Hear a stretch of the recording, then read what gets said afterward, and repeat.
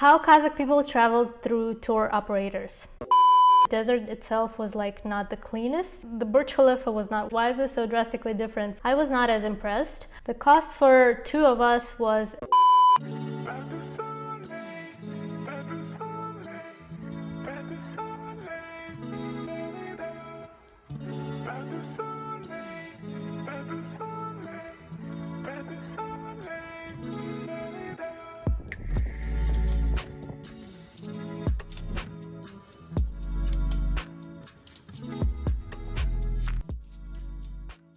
Hi guys, my name is Salta, and if you're subscribed to my Instagram, you would know that a week before I was at the United Arab Emirates, specifically in Dubai.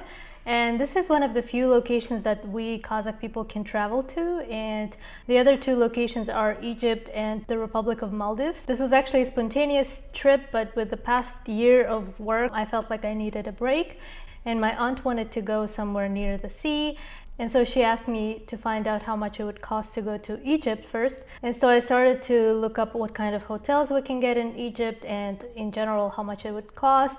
Soon after I started searching for that, I found out that you can only actually book with tour operators, with travel agencies. And that was like a new experience for me because I never did that. And Kazakh people love doing that. So when I learned that you can only book those trips with tour operators, I was not happy about it because you don't control what kind of hotels you get. Well, you do control the hotels, but like you can't control your flights, you can't book your seats, and you're dependent on that tour agency basically. But they provide sometimes good deals. Because we didn't have that many places we could go to during pandemic, I didn't have that many choices, so we decided to go with one of them.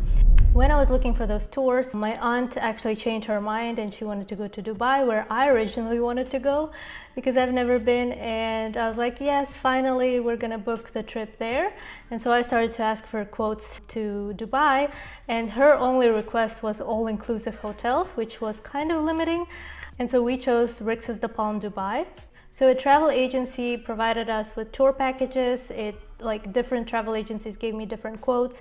Every tour package includes a flight, it includes airport transfer, it includes the hotel, and sometimes the food if it's all-inclusive hotel. Once I had a few options with the quotes, I decided to go with one specific tour operator, and this tour operator was faster to respond because we had like a week to plan everything out. When it comes to traveling with the pandemic, we were required to take the COVID test, obviously, and it had to be in the window of 72 hours before the flight. So we went to like a local laboratory, took the test, and then we had our results the next day. I thought we had to have the original, like with the signatures and everything, but you only need like the electronic copy. So we took that, I printed it out just in case we need to show it at the airport, and we did need to show it like 3 times at least. Next thing that I didn't like about traveling with tour operators is that I did not know what kind of options we had with the flights, and I thought there's only like Fly Dubai, which we had, and it was pretty bad. And the difference between the flights in the tour packages and the normal flights, the one in the tour package was called charter flight. In that flight, they're not on the schedule, they're booked for tourists, they are direct flights, and they usually have like the cheapest meals and things like that. And we had to go with whatever we could book at the time. Next time my other relatives went to the same hotel, and I advised them to go with a different airline, and they chose Air Astana, which is much better.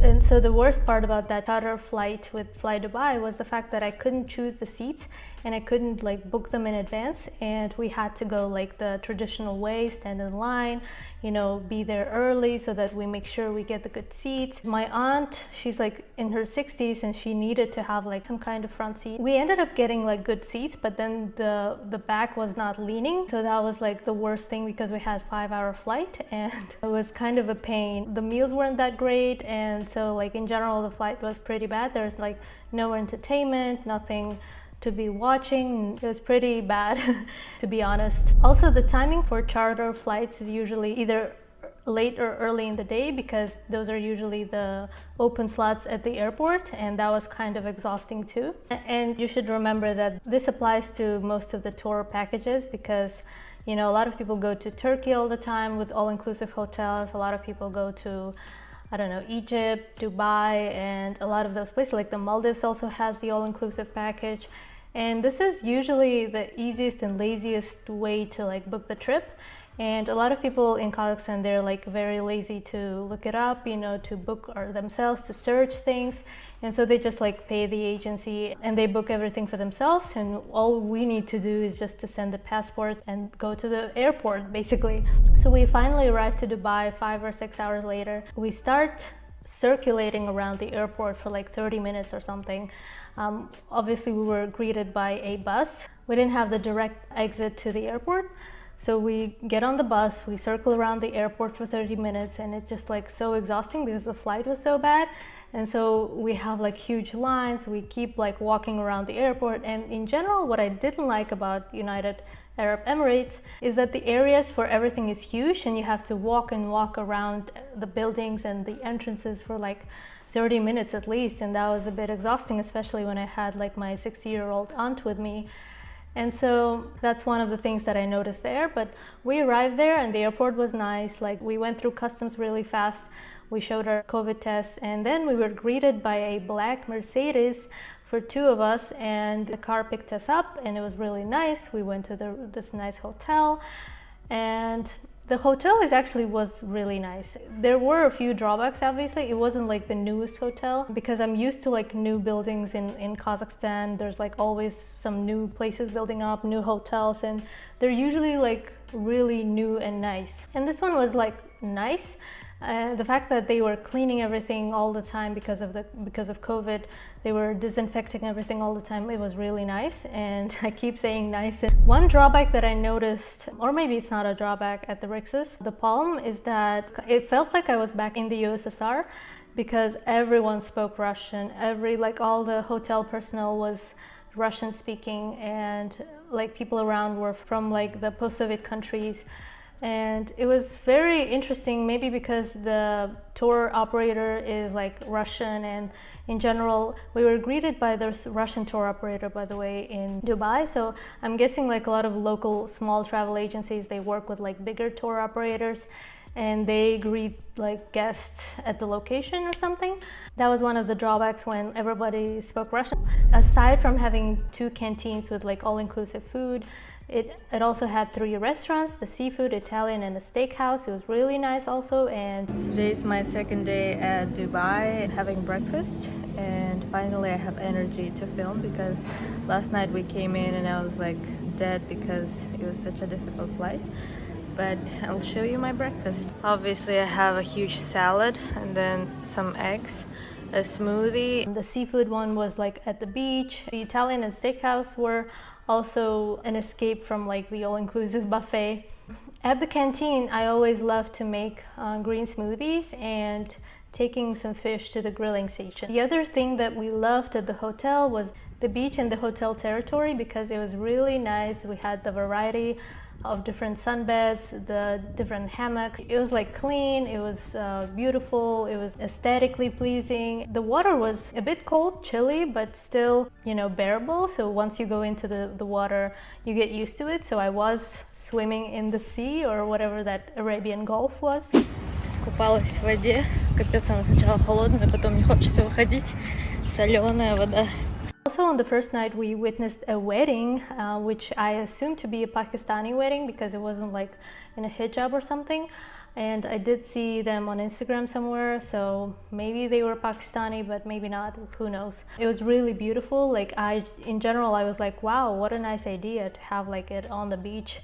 It was like a beautiful sunset there, so it was like the whole thing was really nice. So yeah, as I said, like the sunsets there were really beautiful. The nature there is amazing with the palm trees, and it was really great for pictures. At the hotel territory, it's also very convenient for kids. It's got the kids club with like its own playground area and everything. There were a number of swimming pools which were also heated. There was an area for workouts where we had our fly yoga almost every day.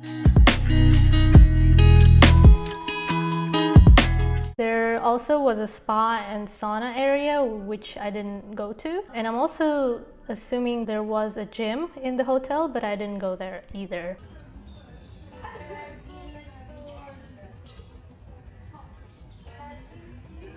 The room was really nice. As I said, it wasn't like the newest room, but it was really clean. And the most important, it had a mini terrace, which was near the beach and the pool.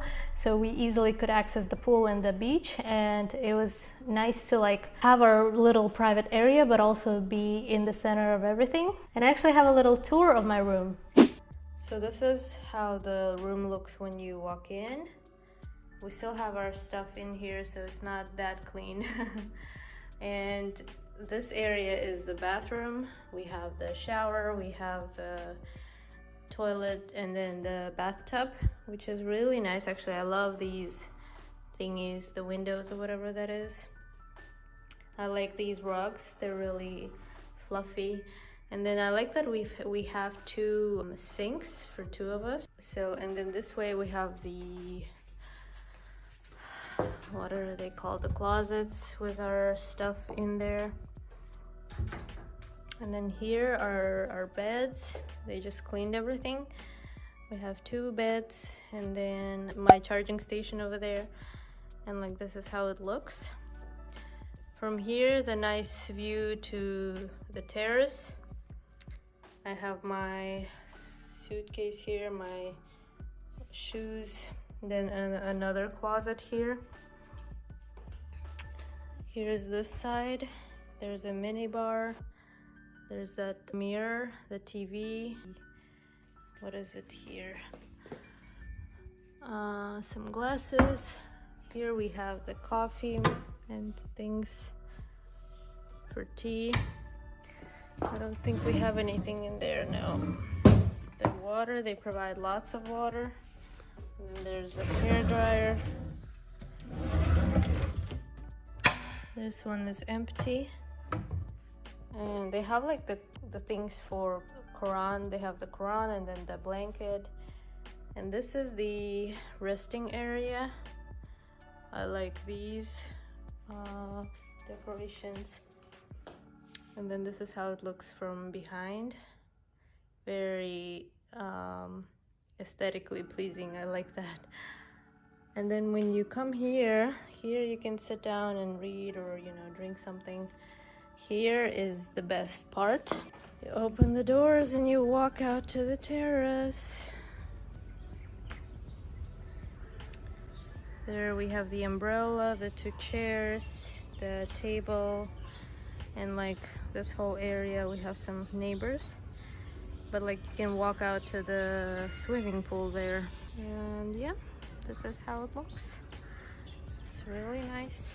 You can sit down and like you can walk in from there. So yeah, this is how the room looks like. I like, you know, sitting around here and maybe working, maybe like drinking something, coffee or tea. And it's very convenient to like come back from the beach all the time. This is where I've been really lazy, sleeping in. Well, actually I wasn't sleeping in. We were waking up at 7 a.m. and having breakfast and then going to the beach because the prime time for swimming is like from 10 a.m. to 2 p.m. So that's what we did, and then we would have lunch and then go to the city. This is what we're gonna do today. Today is gonna be the desert safari. And yeah, we'll see if I'm gonna film because I feel like it's not really content that you guys would like to see because it's not about Kazakhstan. When it comes to sightseeing, we didn't go to that many places because my aunt didn't really prefer, you know, walking too much. So she loves flowers, so we went to the Miracle Garden. It was really beautiful, but I was not as impressed. We went to Burj Khalifa, which was also not the best thing about this trip. It wasn't like, it was a bit, the Burj Khalifa was not worth it. The fountains were nice and free.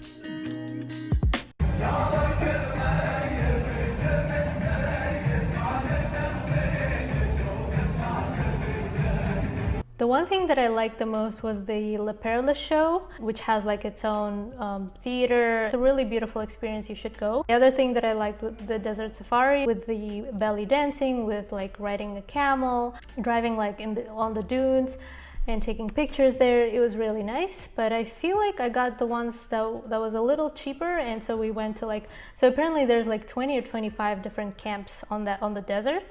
And so we went to a cheaper one, and the desert itself was like not the cleanest. And so I was like, it's not good for pictures, but you know, whatever. It was too late to change it. So the funnest part about the desert safari was that we met up with some Belgian girls, and we were going back together, and like we sang the whole way back. Like it was like kind of like karaoke, but I knew all the songs that they were playing, and we were just like screaming our throats out. So that was fun. Oh, wow.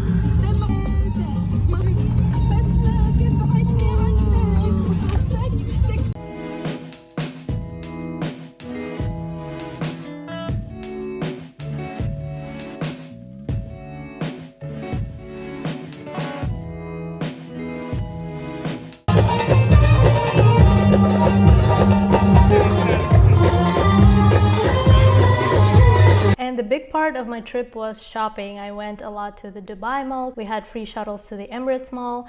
And I mainly shopped at the places which we don't have in Kazakhstan, which was COS, the collection of styles. I also got a camera. I got a new camera at the Canon showroom. I also got some gym attire from Lululemon, which we don't have in Kazakhstan, and which I'm so excited about. And one of my goals is to get my body in shape this year. Last but not least, I met up with a subscriber there. So she's a Kazakh girl who lives and works in Dubai. She messaged me on Instagram, and so we met up there, and it was really nice. The funny part is that our transfer back was not the same. We didn't have the black Mercedes come pick us up. It was just like a huge bus that was picking up 5 different families from different hotels, and it was like, why is this so drastically different from the way in? The other nice thing about the Rixos chains is that at the time that we were traveling, they were providing free COVID tests, which was really convenient. We went to like the 3rd floor, we took the test, they gave us the result the next day. So we just like took the test with us, and we didn't need to do anything when we were coming back. And last but not least, some of you asked about the cost. The cost for 2 of us was 1,260,000 tenge, which per person was 640,000 tenge, which in dollars is 1532 per person. I can't tell you if it's cheap or expensive. You decide for yourself, but that was the price that we paid for everything, for the flight, for hotel, for food. But we also ended up getting coffee, you know, shopping and doing some extra things, doing sightseeing for extra money. So yep, that's not the full price of the trip. I will try to include all the events that I went to in the description below. And yeah, this was everything that I wanted to share with you about our trip to Dubai, and in general what it is like to travel with tour operators in Kazakhstan. And this is like a very popular way, as I said, for Kazakh people to travel. So yeah, thank you for watching. Let me know in the comments below if you have any questions, and yeah, don't forget to like and subscribe, and I'll see you in my other one. Bye guys.